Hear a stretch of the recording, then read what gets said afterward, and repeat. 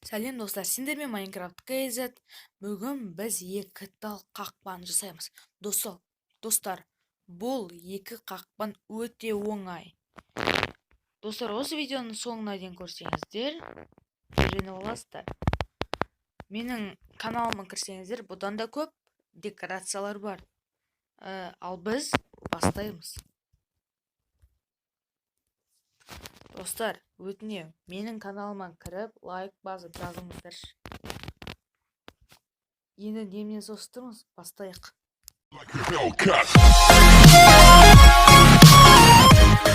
Достар, міне біздің бірінші қақпанымызға арналған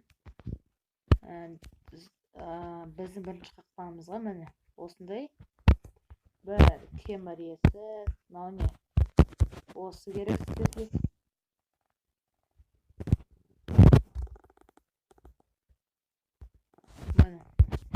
Сосын бұлай қоясыздар да есікті былай айландырып қойып шығасыздар. Сол кезде қараңыздар, кірсеңіздер міне бұл шыға алмайды, қиын болады. Ал екіншісіміз оңай, жерді қазасыздар да поршынды қоя салсыздар болды. Қоя салсаңыздар, и потом үстіне кнопканы өстіп қоя салсыздар, и жүрген кезде шығу қиын болады. Мысал қазір мен сіздерге көрсетем. Қайсыны қойсақ болады?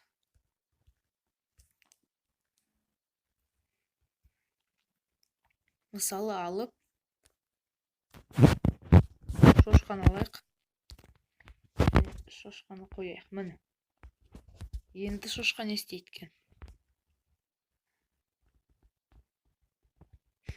Көрдіңіздер ме, достар? Шошқа шыға алмай қалды. Мына жаққа да не істейді екен көрейік. Болды, міне. Мынау өте қызық ловушка. Сіздермен болған Майнкрафт KZ. Сау болыңыздар.